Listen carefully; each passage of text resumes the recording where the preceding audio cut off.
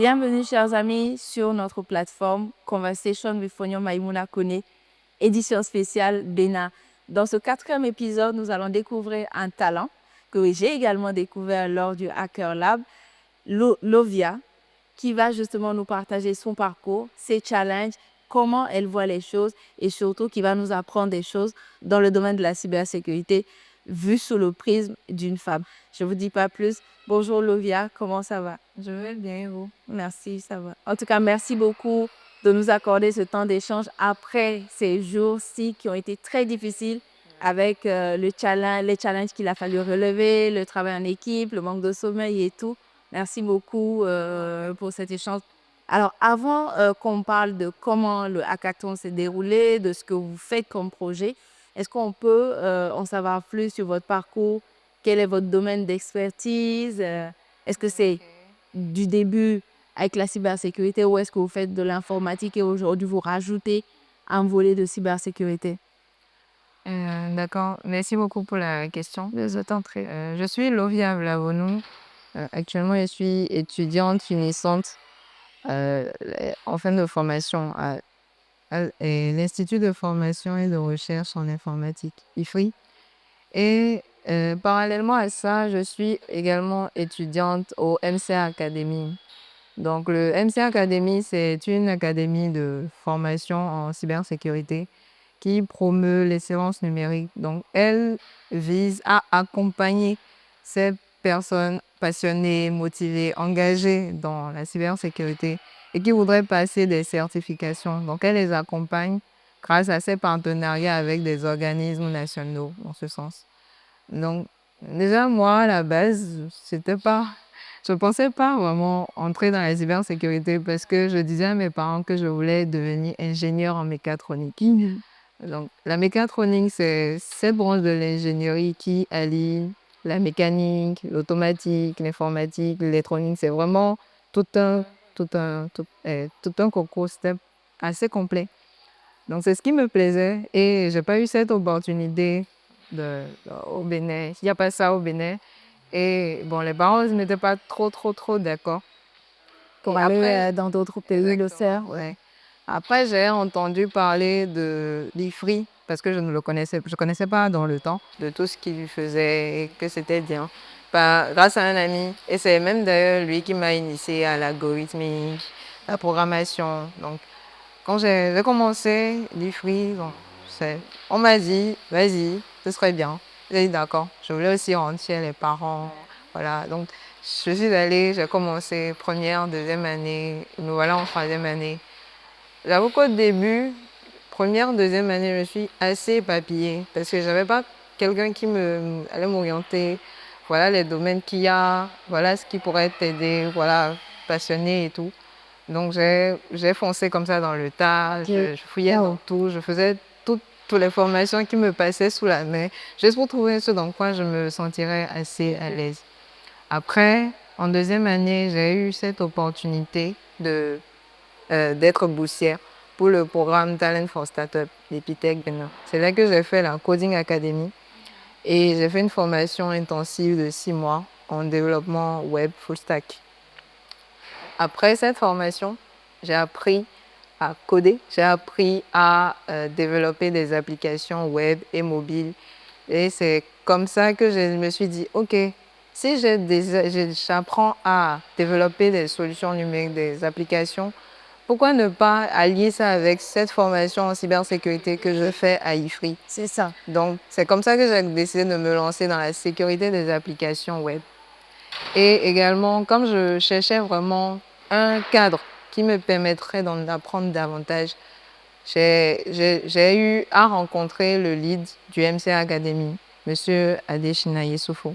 Et c'est grâce à lui que j'ai commencé cette formation. Et aujourd'hui, je pense que je le dois assez beaucoup.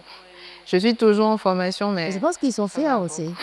ça va beaucoup mieux quand même. Voilà. Je pense qu'ils sont beaucoup fiers. Et donc, dans tout ce parcours-là, quelle est la place que les compétitions occupent, ou en tout cas, qu'est-ce que les compétitions représentent à tes yeux?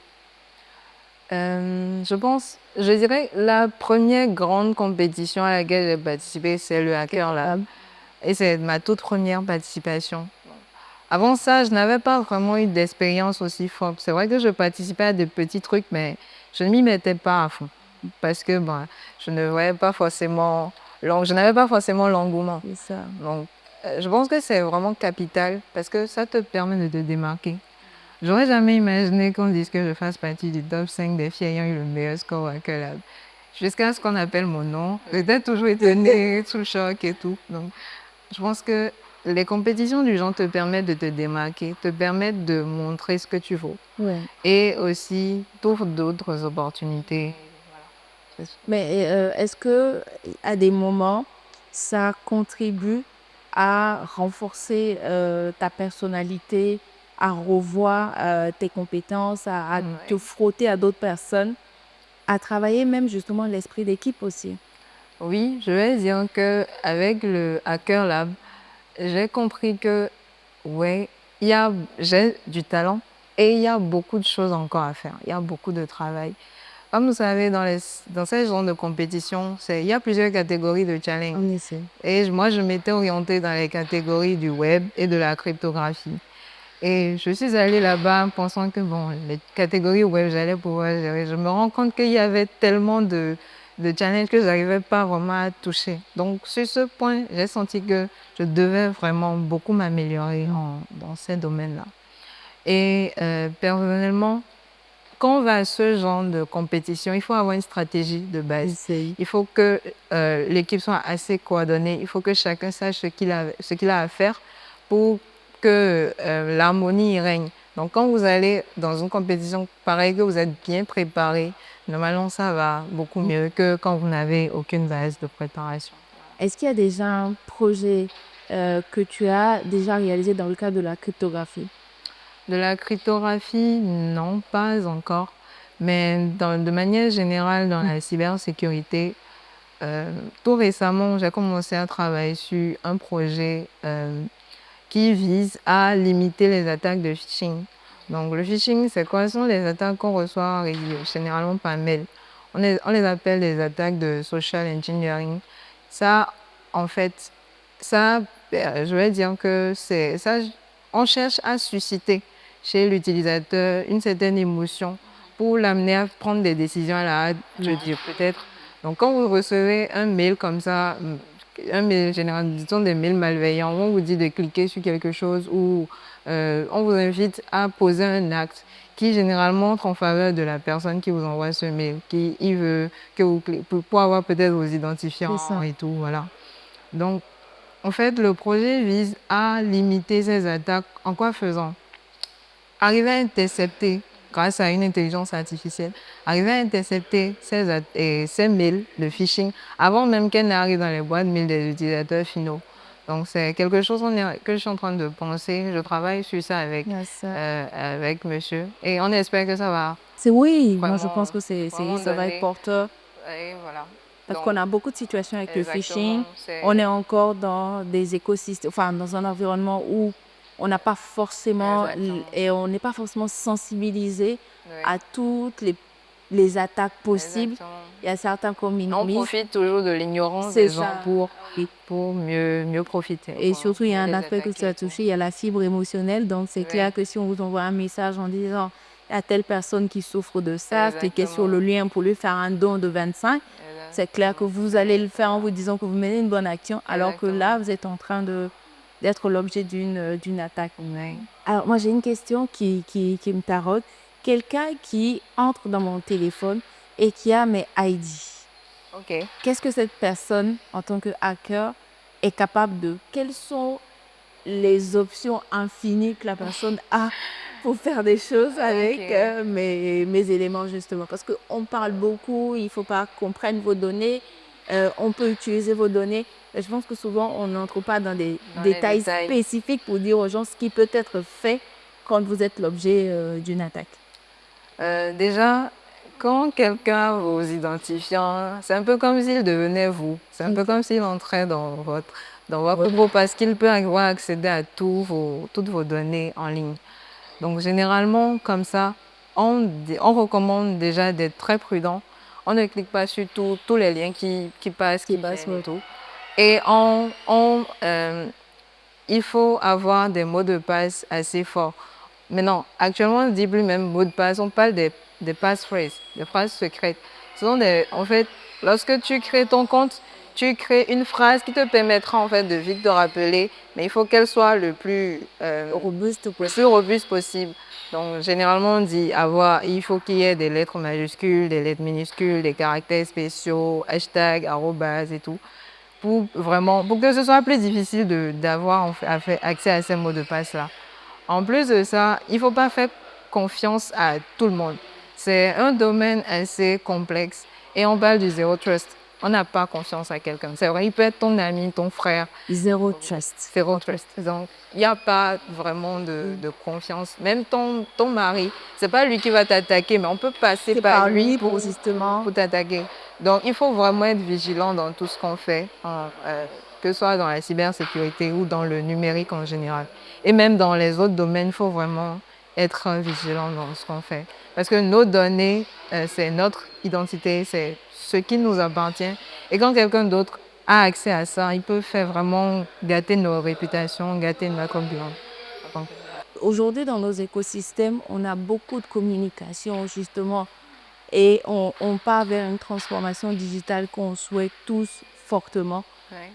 Pour des personnes qui n'ont pas été à l'école, qui sont des commerçants qu'aujourd'hui on emmène à utiliser, à tirer le plein potentiel du digital en faisant du e-commerce et tout, ces personnes-là sont pour moi des personnes fortement exposées. Oui. À ces personnes-là, quels sont les conseils ou comment on peut les sensibiliser en partant du principe que, comment dire à un commerçant que si tu reçois un message de quelqu'un qui dit je veux passer 20 commandes de boubou chez toi, mais il faut cliquer sur le lien pour recevoir ton argent. Mais comment, est-ce que c'est un challenge que tu vois venir? Et si oui, comment tu penses qu'on pourrait l'aborder? C'est vrai que il y a beaucoup de personnes qui ne sont pas vraiment sensibilisées sur la question. Et c'est un challenge continu de montrer aux gens l'importance d'être vigilant sur Internet. C'est vrai qu'au moins les gens commencent par comprendre que on peut me pirater sur Internet. Mais comment? C'est ça. Et comment ça peut arriver? Les gens ne savent pas forcément. Et c'est un challenge continu. Donc, ce que moi, je pense, en tout cas, faire, c'est déjà, il y a des webinaires que le MC Academy organise de temps en temps pour amener les gens à mieux comprendre, à voir plus clair dans cela, en fait. Et aussi, là-bas, ce que j'ai bien aimé aussi, on a créé un programme de podcast. On crée des podcasts avec des thèmes assez accessibles pour tout type tout type de personnes. Que tu aies le background en cybersécurité ou que tu sois juste une personne novice. Donc, et avec ces podcasts, ces webinaires, ces séances de sensibilisation, on espère quand même toucher le maximum de personnes. Je pense, on avait eu à parler récemment des vulnérabilités, des failles et tout.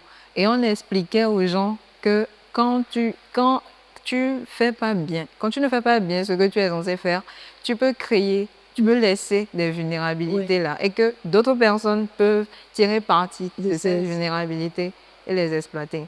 Donc, c'est toujours pour revenir sur la question de la vigilance. Quel que soit ce qu'on fait, il faut toujours garder ce côté vigilant pour que ce soit le plus sécurisé possible. D'accord. C'est vraiment très intéressant. Mais ça me passait en flash dans la tête tout à l'heure. Je me dis, est-ce que finalement, nos parents ne vont pas se dire, vos histoires-là sont trop compliquées, on va rester dans... Parce qu'en même temps que vous nous dites et de venir sur ces plateformes, d'adopter ces nouveaux outils, en même temps, vous nous dites que ces outils-là sont un peu dangereux, il faut faire ça. Mais c'est vrai qu'après, dans la vie, c'est vraiment le risque qu'il y a. Il y a toujours le bon et c'est vraiment le terme approprié. Il y a toujours le bon et le mauvais. Et c'est pas parce qu'il y a le mauvais qu'on fera pas de bien. Exactement. Et c'est vrai, en effet, oui. En tout cas, pour moi, sur ce point-là, l'expertise est claire. Si parce que là, tu es en fin de programme, est-ce que tu comptes t'arrêter là et te lancer en full dans le monde professionnel ou est-ce que tu regardes encore des certifications, une certaine forme de formation que tu souhaites encore pour approfondir tes compétences? Oui. Actuellement, je pense vraiment acquérir la plus grande expérience, assez d'expérience dans le domaine. Je suis quelqu'un qui voit que je ne fais jamais assez bien. Donc, tout le Il temps, faut être je un peu cherche. gentil avec toi-même, C'est je vrai, pense. mais bon, je me dis qu'il y a toujours. Je n'ai pas accompli grand-chose. Je fais de mon mieux au jour le jour. Donc, il y a des certifications que j'ai prévues. Je me dis, je dois atteindre ces certifications. Je dois acquérir l'expérience dans ce domaine. Je dois, en fait, laisser ma touche personnelle. Je dois marquer par ce que je fais. Et j'espère, en plus de ce que je fais déjà dans la sécurité des applications web, j'ai pour ambition de continuer également dans la sécurité des appareils connectés. Aujourd'hui, on est à l'ère de l'intelligence C'est vrai. artificielle, des robots, et on voit les robots, ils passent, ils viennent, c'est joli. Mais le jour où un pirate va prendre Le le contrôle contrôle, de ce robot, mais personne, on n'ose pas imaginer ce qui peut se passer. Et il y a des histoires déjà, des articles comme ça, des grosses boîtes ont déjà publié pour dire qu'ils ont déjà eu ces problèmes-là. Donc je pense que déjà la sécurité IoT est actuellement en train d'être demandée. Et je compte bien tirer en me tout cas lancer oui. dedans aussi. Et en effet, oui, c'est effectivement demandé. Ça m'emmène à un sujet qui m'a fait un peu sursauter. Il y a une Oui. plateforme de messagerie cryptée qu'on a tous. Et la fois dernière, je me connecte et bim, je vois une IA qui est juste à côté, qui interagit. Et par inadvertance, j'avais tapé un message dedans. Ok. Et il me sort tout un laïus et je lui dis, mais comment tu sais que je suis en train de chercher ça? Et il me dit, mais parce que tu me l'as demandé. Je dis, mais j'ai jamais demandé. À un moment, je me dis, mais il faut que je remonte dans le fil d'actualité de la discussion. Je remonte et Sûrement. effectivement, je vois que j'ai envoyé le message par Exactement. inadvertance. Mais clairement, quand je regarde cet assistant que j'ai, je me demande, est-ce que je suis vraiment en sécurité sur cette plateforme de messagerie dite cryptée? Oui. C'est vraiment la question que je me suis posée. Je regarde, j'ai Oui, vraiment pas oui. encore commencé à exploiter ce volet-là. Mais je sais pas, qu'est-ce que toi tu en penses? Bon, personnellement, je pense que déjà, il n'y a plus de confidentialité. Ah, Enfin, c'est rassurant d'entendre ça. pourquoi je dis ça? Parce que quoi que vous fassiez, Ouais. c'est pas que forcément on vous écoute, hein, bon, on griffe, mais il n'y a pas vraiment de... C'est-à-dire, vous faites un Laisser truc trace. seul, Ouais, non, il y je en ne a. pense plus. Parce que déjà, vous êtes dans un meet et peut-être vous êtes en train de parler, votre micro est coupé. Et vous avez une notification qui vous dit votre micro est coupé. Comment il sait que vous ne parliez plus dans le micro? Il y a de ces trucs-là, de ces petits trucs qui nous viennent au quotidien, on se rend compte que, mais en fin de compte, est-ce que, quand on dit la confidentialité des données, est-ce que vraiment mes données, ce qui est à moi là, c'est vraiment à moi? Bon. Euh, je pense que par rapport à ça, on peut juste que faire avec, apprendre à utiliser, savoir quel genre d'informations on peut vraiment laisser transparaître, laisser voir, et quel genre d'informations il faut vraiment garder pour Ouais, je soi. pense, ouais. Donc, par rapport aux IA et tout, déjà, quand vous discutez avec ChatGPT et que vous avez quand même vous lui avez déjà donné un certain, non, un background sur vous, il y a des prompts qu'on écrit et il vous lance, il vous donne en fait quel genre de personne vous êtes. Oui. Parce qu'il a déjà eu à apprendre par rapport à vous prendre Parce tout ce qu'on que nous vous dit envoyez et de tout. lui donner des éléments pour qu'il puisse écrire comme nous, Voilà, exactement. selon nos règles, notre rigueur et tout. Oui, mais Finalement, tout lui, est... il apprend, il prend, ce sont nos données qu'il utilise toujours pour. Et il y a même, ça va même plus loin. On dit, il ne faut pas partager ces identifiants, ces gens d'intelligence artificielle, parce que c'est toujours des prompts. Peut-être ce que toi, tu as envoyé aujourd'hui, il va travailler et l'envoyer à une autre personne. Il y a des gens qui sont spécialisés dans l'injection de prompts. C'est-à-dire, ils ont étudié ce côté-là de l'intelligence artificielle qui permet de manipuler l'IA pour lui faire te donner en fait, voilà. D'accord, ce que Et tu... pendant le Hacker Lab, c'est là que j'ai commencé à mieux penser à ces trucs. Pendant le Hacker Lab, il y a eu une épreuve AI Face Humanity. où on avait tous écrit des codes secrets, des flags, et on avait envoyé à l'IA, on lui a dit faites tout possible pour ne pas délivrer nos flags. Parce que le flag, en fait, c'est un peu comme nous, notre petit bébé, C'est notre ça. secret à nous. Et on a envoyé, finalement, après, on dit maintenant, tu dois tout faire pour obtenir le flag d'une autre équipe. Et moi, dans mon équipe, je me suis rendu compte qu'il y a 2-3 personnes qui ont déjà obtenu notre flag. Comment ils ont su manipuler l'IA au point de récupérer notre flag? Donc, c'est tout ça qui fait réfléchir au point où faudrait que même dans nos discussions avec l'intelligence artificielle, qu'on sache qu'on lui livre, c'est ce qu'on doit garder pour soi. Donc, Ah, ça, voilà. c'est vraiment très instructif. Alors, franchement, je pense qu'on ne peut pas dire mieux. On va s'arrêter sur ce point, mais avant de s'arrêter, est-ce qu'il y a un message, par exemple, que tu souhaites passer à la communauté des femmes dans le domaine de la cybersécurité et des jeunes femmes, Ouais. des jeunes filles, je dirais, qui sont encore à l'école, qui peut-être rêvent quand elles vous voient ou qui ne savent vraiment pas de quoi le monde de demain va être fait? Quelles sont les orientations qu'on peut leur donner? Quels sont les conseils que tu peux partager aujourd'hui de l'expérience le peu d'expérience que tu as, en toute humilité? Et je pense qu'il faut accepter qu'il y a un Ouais. background aujourd'hui que tu as. Bon, on n'est jamais assez fort. C'est vrai qu'on fait de son mieux pour évoluer chaque jour. Et pour ce que je peux dire par rapport au conseil et tout, c'est déjà dans la vie, quel que soit le domaine, il faut déjà se lever un jour et oser. C'est ça. Il faut déjà se lever le matin et dire aujourd'hui, je vais tenter. Il a fallu je suis quelqu'un qui ne m'approche pas des gens et je préfère faire bouger les choses dans l'ombre. Je préfère travailler dans l'ombre, rester caché. Et à l'académie, il a fallu que j'envoie le lien du hacker là. J'ai envoyé ça seulement. Et je me suis dit, ok, tu as envoyé la meilleure nouvelle, la plus belle nouvelle de la journée. On va participer au hacker là. J'ai dit, mais attends, je n'ai pas les compétences. Comment je participe à ça? Et j'ai commencé à me préparer, apprendre sur les plateformes, travailler sur des CTF et voir ce que ça allait donner. Donc, il a fallu que j'ose, premièrement, pour voir déjà qu'on m'appelle aujourd'hui pour une interview. Et ça m'a aussi reboosté, remotivé, parce qu'il me dit, mais attends, si tu es arrivé à ce niveau, ça veut dire que si tu avais osé plus tôt, peut-être tu serais plus loin. Donc, déjà, premièrement, oser. Deuxièmement, travailler dur. Apprendre à aller de l'avant, parce que c'est pas facile. C'est pas facile. Se lever le matin et rester focus sur le même objectif.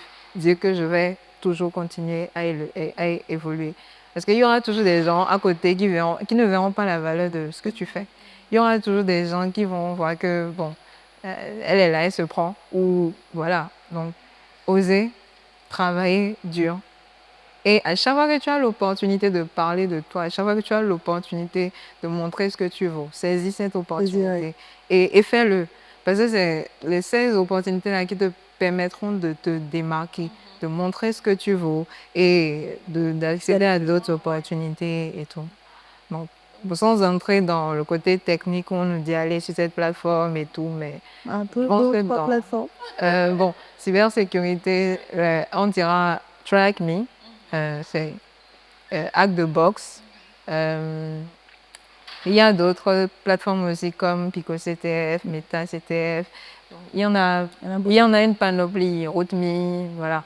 Mais généralement, pour la base, les débuts, Track Me, c'est quand même un bon début. Avec les roadmaps qu'ils ont déjà, qui a tracé et tout. Même sur Hack the Box aussi, c'est possible. Voilà.